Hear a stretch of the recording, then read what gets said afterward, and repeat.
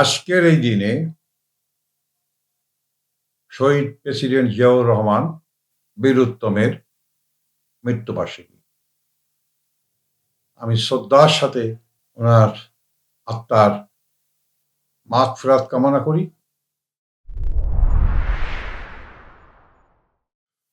আজকে পর্যন্ত ঈদুল আজহার ঈদ চলছে। আমরা যে যার মতো পশু কুরবানি দিয়েছি। পশু কুরবানির সংখ্যা এবার অনেক কম ছিল। যেটা এবার হয়েছে,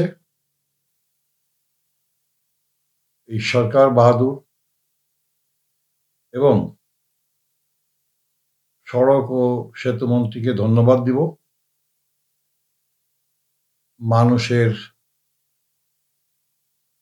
গ্রামে যাওয়ার জন্যে, বাবা মা ভাই বোন আত্মীয় স্বজনের সাথে ঈদ করার জন্যে রাস্তায় কোনো প্রতিবন্ধকতা সৃষ্টি হয় নাই, কোনো যানজট সৃষ্টি হয় নাই। কুলঙ্গার ইউনূসের সময় আমরা এদেশের মুসলমানরা এবং হিন্দুদের যে পূজা উৎসবগুলি হয়, এগুলি ঠিকঠাক মতো আমরা পালন করতে পারি নাই। এর কারণটা হলো এই সুদখোর ইউনূস মুসলমান ছিল না। অনেক ইউটিউব, সামাজিক যোগাযোগ মাধ্যমে ভেসে উঠছে উনি খ্রিস্টান ধর্মের একজন অনুসারী, কট্টর অনুসারী। ঈদগাহ মাঠে নামাজ পড়তে গেছেন, ওনার কিছু লোকজন নিয়ে গেছেন। যেভাবে নামাজ পড়ছেন সেভাবে নামাজ হয়েছে কিনা আমি জানি না, আল্লাহই বলতে পারবেন। এবার যেটা আমার খুব ভালো লেগেছে, আমাদের বর্তমান প্রধানমন্ত্রী নামাজ পড়েছেন, সবার সাথে মোলাকাত করেছেন, সবার সাথে কথাবার্তা বলেছেন। একজন রাজনৈতিক নেতা যেভাবে মানুষের সাথে মিশেন, কোলাকুলি করেন, উনি তদ্রূপ এটা করেছেন। ভালো লেগেছে, প্রচুর ভালো লেগেছে।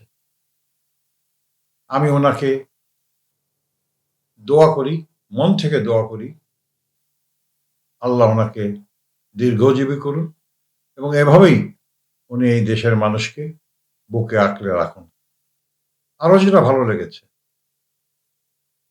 বর্জ্য সুন্দরভাবে পরিষ্কার না করার জন্যে দুইজন দক্ষিণ এবং উত্তরে যে নির্বাহী ছিলেন তাদেরকে সাময়িক বরখাস্ত করে, এটা ওনাকে সাধুবাদ জানাতে হয়। আমি দক্ষিণে বসবাস করি। এই দক্ষিণের প্রশাসক আমাদের অত্যন্ত প্রিয় মানুষ আব্দুল সালাম ভাই। সালাম ভাইয়ের অক্লান্ত পরিশ্রম এবং দূরদর্শিতা এবং মাথার বুদ্ধির জন্যে দেখেছি প্রত্যেক বাড়িতে বাড়িতে ময়লা ফেলার জন্যে কালো ব্যাগ দিয়েছেন এবং বর্জ্য পরিষ্কার করার জন্যে উনি ব্লিচিং পাউডার দিয়েছেন। এটা অতীতে তেমন একবারও দেখতে পাইনি। এই জন্য বর্তমান সরকারকে এবং মাননীয় প্রধানমন্ত্রী তারেক রহমানকে ধন্যবাদ দিয়ে ছোট করব না। এভাবেই যদি চলতে পারে, আপনি যদি চালিয়ে নিতে পারেন, তাহলে বাংলাদেশের প্রত্যেকটা ভাষাভাষী মানুষ আপনার পাশে থাকবে। আর এই সুদখোর ইউনূস, আপনি দেখেন এবং দেশের জনগণ দেখছে, যখনই ঈদ আসছে তখনই উনি ফ্রান্সে চলে গিয়েছেন। ফ্রান্সের রাস্তায় ওনার 4-5 জন লোক নিয়ে উনি হাঁটতেছেন। এই ইউনূস ফ্রান্সে যায় ষড়যন্ত্র করছে। কি ষড়যন্ত্র করছে? আবার সে ফিরে এসে এই নির্বাচিত সরকারকে উৎখাত করার পরিকল্পনা আসছে বলে সাধারণ মানুষের ধারণা। আমারও সেই ধারণা। আমার এই শেষ বয়সে আমি প্রধানমন্ত্রী তারেক রহমানকে অনুরোধ করব, পৃথিবীর সব দেশে ভারতের লোক আছে। এমন কোনো দেশ নাই যেখানে ভারতের লোক নাই। আমি আপনাকে অনুরোধ করব, আমাদেরও এই যুবক শ্রেণী যারা বেকার আছে তাদের বিদেশে পাঠানোর ব্যবস্থা করেন এবং তারা সেখানে যে স্ব জায়গায় থেকে দেশের মানুষকে সাহায্য করবে। পাশাপাশি ছোট ছোট কুটির শিল্প বাংলাদেশে তৈরি করেন। দরকার হলে ব্যাংক ঋণের মাধ্যমে যেভাবেই হোক আপনি যদি এই কাজগুলি করতে পারেন, আপনি দেখবেন সারা পৃথিবীতে বাংলাদেশি মানুষ কাজ করছে। এবং আমরা চাই, আমাদের মেধা আছে, আমাদের শক্তি আছে, আমাদের দুটো হাত আছে, পা আছে, সবই আমাদের আছে। আমরা পরিশ্রমী জাতি, আমরা এটা করতে পারব। পাশাপাশি মব জাস্টিস বন্ধ করতে হবে। বিচার বিভাগের স্বাধীনতাকে হস্তক্ষেপ করা যাবে না। সন্ত্রাস, চাঁদাবাজি বন্ধ করতে হবে। তাহলে আপনি এদেশের মানুষের মাথার মুকুট হয়ে থাকবেন। এটা আমি যেমন বিশ্বাস করি, এবং সাধারণ মানুষ, এদেশের মুক্তিকামী মানুষ, মুক্তি যোদ্ধা এবং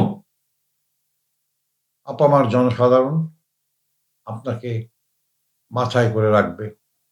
আগামী 5 বছর আপনি নিয়মতান্ত্রিকভাবে আইনের মাধ্যমে গণতান্ত্রিক চর্চা করে আপনি দেশকে সামনের দিকে এগিয়ে নিয়ে যাবেন, এই প্রত্যাশা এদেশের জনগণ করে, আমিও করি, আপনাকেও করতে হবে। আজকের এই দিনে শহীদ প্রেসিডেন্ট জিয়াউর রহমান বীরুত্তমের মৃত্যুবার্ষিকী। আমি শ্রদ্ধার সাথে ওনার আত্মার মাগফিরাত কামনা করি। আর এই দিনে আপনাকে বজ্র কণ্ঠে শপথ নিতে হবে যে আপনি শহীদ প্রেসিডেন্ট জিয়াউর রহমানের পুত্র। জিয়াউর রহমান সাহেব যে পথে চলেছেন, কারোর সাথে আপোষ করে নাই, কোনো দুর্নীতি করে নাই, কোনো মব জাস্টিস ছিল না। মেধা ভিত্তিতে উনি ওনার কর্ম পরিচালনা করেছেন। আপনিও সেইভাবে এগিয়ে যান। দোয়া করি আপনি সফল হবেন ইনশাআল্লাহ। আমার একটা ইউটিউব চ্যানেল আছে, ট্যাপার সাবকথা।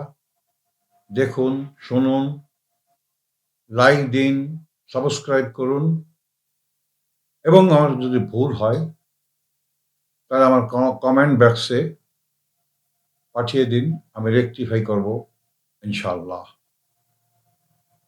ঈদ মোবারক, ঈদ মোবারক, ঈদ মোবারক।